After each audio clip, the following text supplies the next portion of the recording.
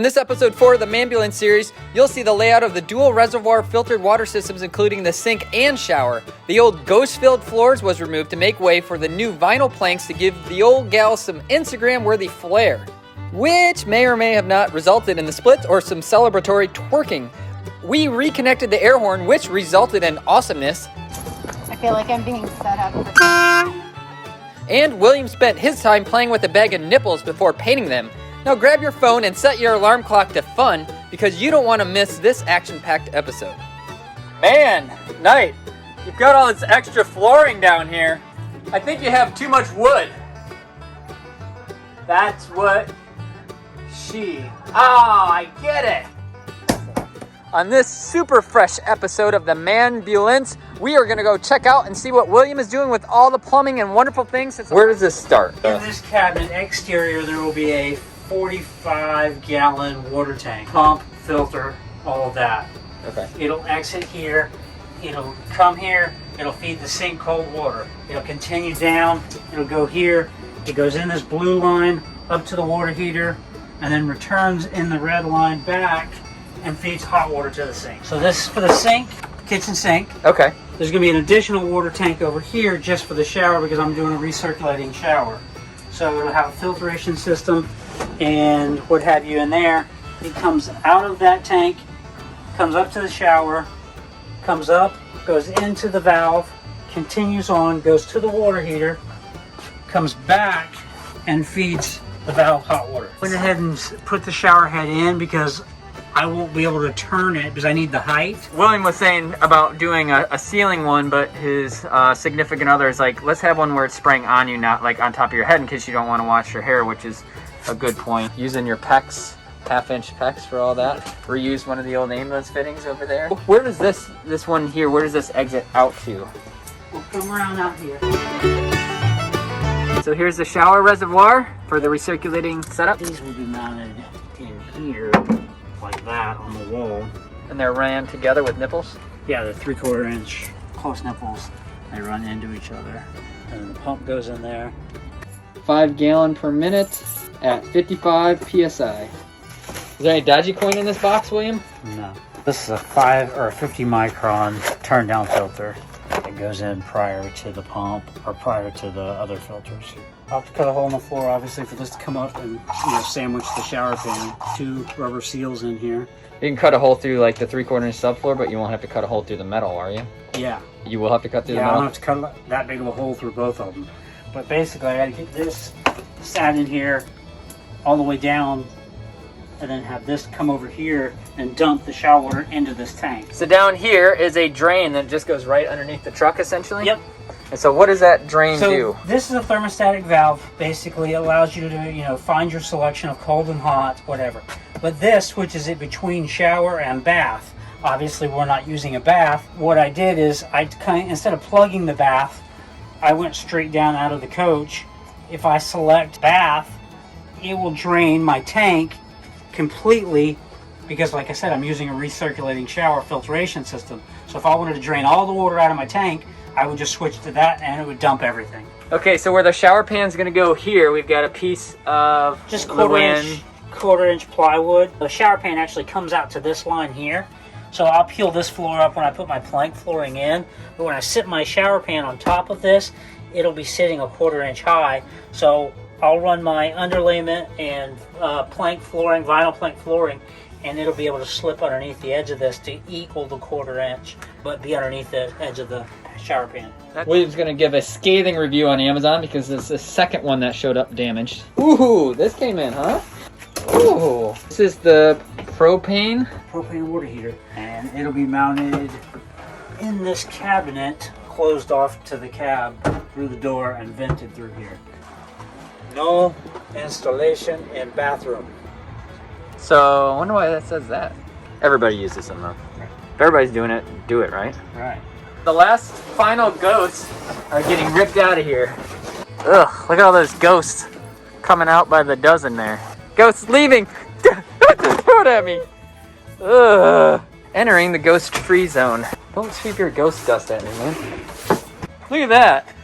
You have a ghost-free ambulance, bro! Here we are at the ambulance today, laying some flooring here. Vapor barrier you'd have on a normal house. Underlayment. The underlayment. It's got a small padding in it also. Yeah. So. Because a lot of these, if you have like a slab, it'd be slapping. Or even on this, because it's a floating floor, so this kind of deadens the sound. So it actually looks like you ran over a cowboy. Up here, these are the button screws that William was talking about right here that he has installed so that he can access that panel and get to the LE bar or the taillights. At Lowe's, this flooring is about $1.68 per square foot. So if you haven't done flooring before, a rubber mallet is good.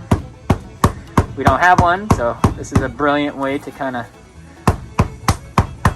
go over that. Sets it in on this side, slides it down to where they interlock.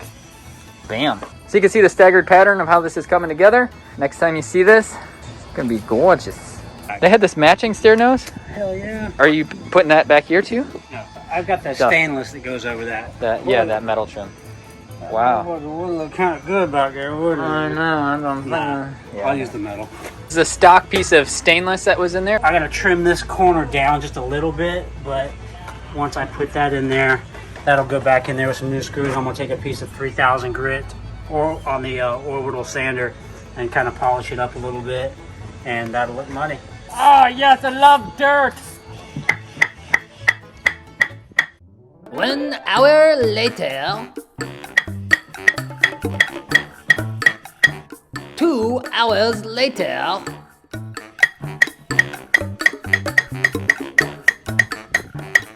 The next morning.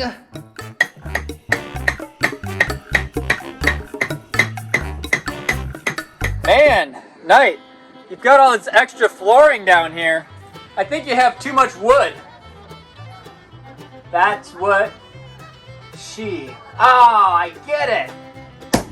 So the back side of this inside the cab, I'm going to cover with the same wood as like a pallet wall. As you can see, it's just wood right there and right there. I'm going to cover it with the plank flooring, and then on the return here, I'm also coming into the shower.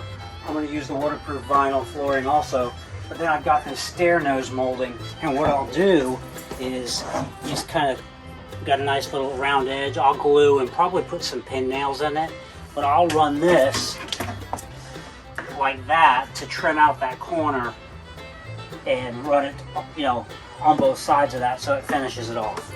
Nice. And it's matching, it matches the floor completely. And then this is where his shower pan is going to set right about where my finger is, maybe? Yep, it's going to come over this board about a 1/2 inch onto this. And this is even, as we talked about this last time. This is flush. He added this piece of underlayment. I'm going to trim these to size. I'll obviously start at the bottom, and these are going to run all the way to this corner, and I'm basically just going to take some different size pieces and plank this whole wall going down all the way to the floor. I'll glue and probably pin nail this, tack it in, just so it's good to go, and then that corner trim on here, it'll look sharp. But then I'll take a piece of this and I'll wrap this corner with that trim coming down on the front and the sides, so this will all be finished off in the same product. Move this Now, Bigfoot looking arm out of the way. Get that thing out of there. There you go. This guy can do the splits, as you can tell. And No, then for my real. sliding door for the shower that closes this off will actually have a seal on it, and it'll butt into this. This side and this side of the shower door will be finished the same, and what have you. I'll actually run the plank on the other side of the sliding door also, so it matches, so when it's closed it just looks like a plank wall. Last time I just split it, tore my hamstring. Prom. So, on the episode of Ambulance today... Wait! Are you doing the splits? Yeah, boy! Too old for this. Alright, so what we got going on here? What is all this jazz? So this is the Lynx Bus Bar System from Victron. Basically, you got your power coming in here. You've got a fused link between the power cord or the hot, positive lead. So this is a 60 amp mega fuse. This comes down, goes down to the MPPT, comes back up with the ground coming into it. You got a 100 amp mega fuse here that goes into the DC side of my interior breaker box, and fuse goes up there, comes back with the ground. I'm waiting on this fuse. It's a 400 amp mega fuse that goes down to the multi plus and then comes back up to the to the Lynx bar with the ground. Gotcha. Grounds come down, they go to the batteries, go to the chassis. This is the shunt. It's all communicated with and basically monitors the batteries. This is your feed line that goes inside to my display. Yeah. Battery on and off. Breaker panel to shut off the solar panels. I can shut them down completely from coming in. So if I need to work on something, I don't have any voltage coming in on those. And then this slot here will get a breaker also, and this goes down to my Victron non-isolated smart charger that basically charges the batteries for the coach off of the alternator while I'm running. A lot of people have been asking about this. The anal fuse. There it is. There's 400 anal fuses right there. Oh no, they're 400 Mexican anal fuses. My bad. So here we've got the shore power coming in, or 10-2 wire with a ground. That feeds the shore. So the power comes into the multi-plus and then gets distributed back out. Also, so these are stock ambulance wires that go from here. If you remember from first episode, or if you didn't remember, there's a shore plug here. You hit a button and then this little dongle would stick out, but now he refitted it with a different covering here. So you can plug in, that's the shore power that's coming in right now. So this is my AC out.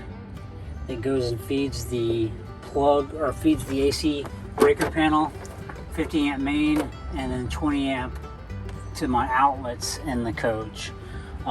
This is a 6-2 wire, or 6-3 wire. So a lot of people will ask why you go so big here, why your incoming is a size smaller. So you're going to plug into 30 amp at a campground or whatever. If you plug into shore power, 30 amp, which is what this basically handles. But with the multi-plus, if you were drawing more than 30 amps, it'll go above and beyond and pull from the batteries also to provide up to 50 amps. So if you're running a microwave, the air conditioner, a space heater, all at the same time, it would bring you up to that 50 amp threshold, which is why you need the bigger wire. These two lugs are just going up to here to the bus bar. So now we're just waiting on the batteries. So this is the downfall of the ambulance. See, you can see I shut the door, but it's like a raccoon trap with my legs in it. There you go. So I wonder how many medics had that issue. I mean, none, they're not as foolish as you.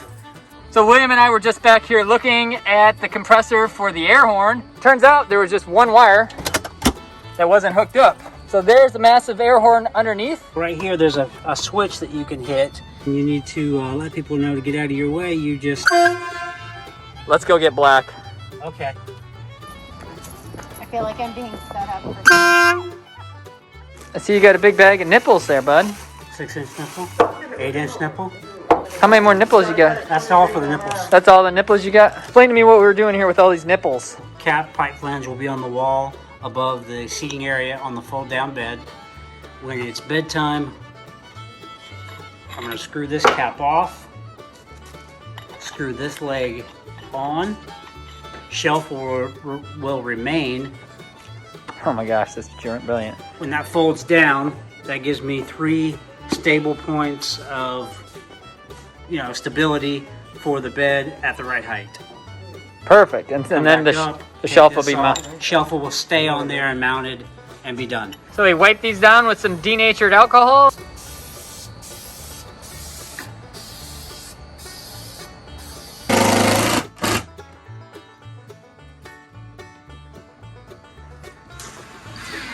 Alright, so the decorative caps come off. There's a third one that's going to go on the middle.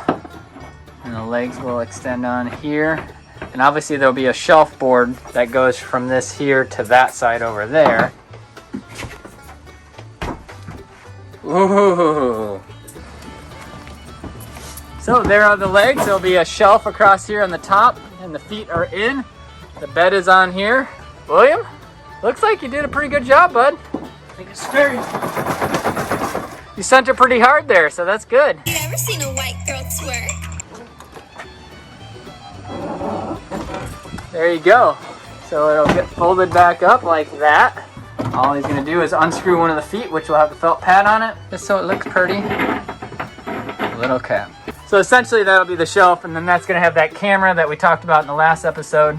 Plant, maybe a little statue or a book, something decorative. It'll all be glued down, so when I do let it down, I don't have to take it on and off. I just gotta put the feet on. There'll be another brace here in the center. Maybe you'll have a little Lionel train from the 1940s up there. I cannot believe you sat through that entire episode. Congratulations. Hey, thanks for watching. There's a whole lot more action coming your way. William is tearing this thing apart. I really cannot keep up with the footage of filming and editing him because he moves so fast. The filming and editing is the easy part, and he's just busting this stuff out. And if he had all the parts and pieces, it'd probably be done by now. So he's just kind of ordering things as he's going, and it's really coming together well. So make sure you stick around because I'm gonna film his progress because it's pretty awesome. So catch you on the next episode.